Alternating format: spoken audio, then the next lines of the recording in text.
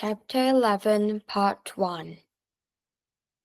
Jonas felt nothing unusual at first.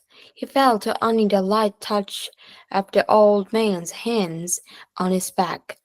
He tried to relax, to breathe evenly.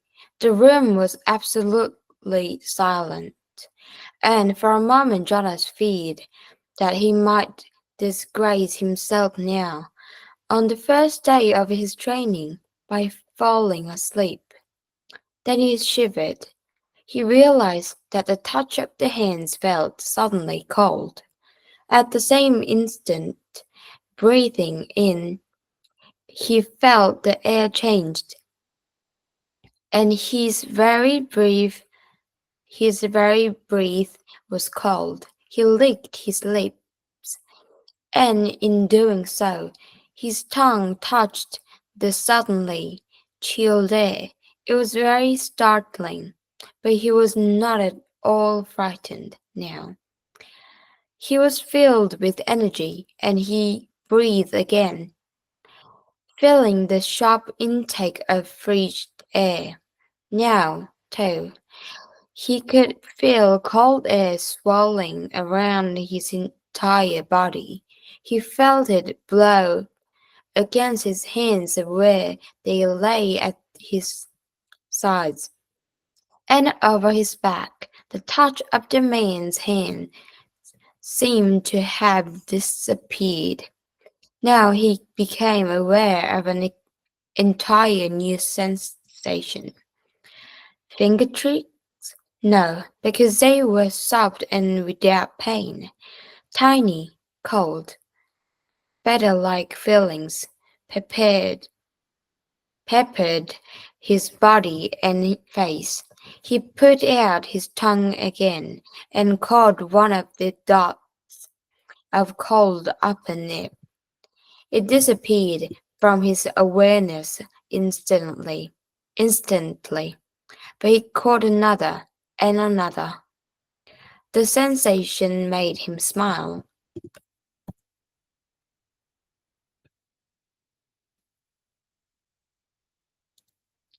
But he caught another and another.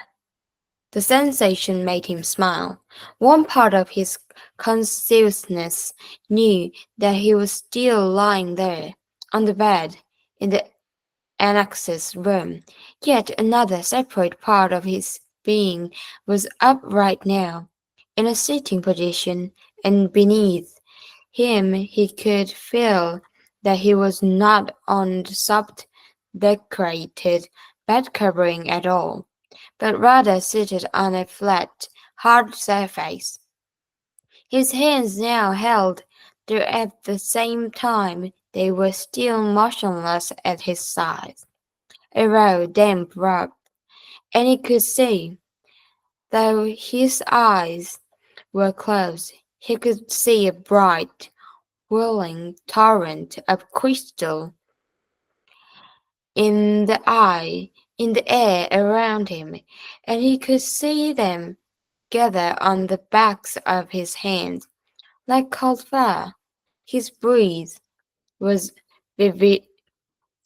visible beyond through the swirl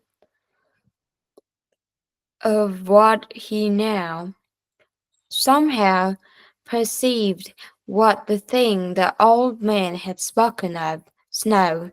He could look out and down a great distance. He was up high somewhere. The ground was thick with a furry snow, but he sat slightly above it on a hard, flat object. Such, he knew abruptly. He was sitting on a thing called sledge, and the sledge itself seemed to be poised at the top of a long, extended mound that rose from the very land where he was. Even as he thought the word mound, he knew his new consciousness told him hill. Then the sledge with Jonas himself up in it, appetite began to move through the snowfall, and he understood instantly that now he was going downhill. No voice made an explanation, but experience explained itself to him. His face cut through the frigid air as he began to descend, moving through the substance called snow on the vehicle, vehicle called slide, which propelled itself on what he now knew without but to be runners. Comprehending all of those things as he sped downwards, he was free to enjoy the breathless glee that overwhelmed him. The speed, the clear cold air, the total silence, the feeling of balance and excitement and peace. Then, as the angle of incline lessened, as the mound, the hill, flattened, nearing the bottom, the sledge forward motion slowed. The snow was filled now around it, and he pushed with his body, moving it forward, not wanting to accelerating right to end. Finally, the obstructions of the field snow was too much for him, for the thin runners of the sledge, and he came to a stop. He sat there for a moment, painting, painting, panting, holding the rub in his cold hand. Tentatively, he opened his eyes, not his snow-hill sledge eyes, for they had been open throughout the strange ride. He opened his ordinary eyes, and saw that he was still on the bed, that he had not moved at all. The old man, still beside the bed, was watching him. "How do you feel?" he asked. Jonas sat up and tried to answer honestly. "Surprise," he said after a moment. The old man wiped his forehead with his sleeve. "Well," he said, "it was exhausting. But even transmitting that tiny memory to you, I think it lightened me just a little." "Do you mean you did say I could ask questions?" The man nodded, encouraging his question.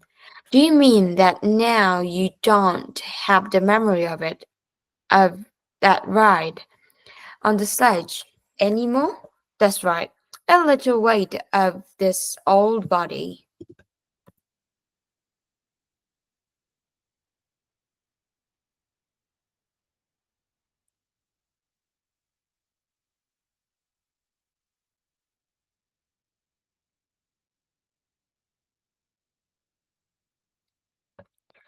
"But it was such fun, and now you don't have it anymore. I took it from you."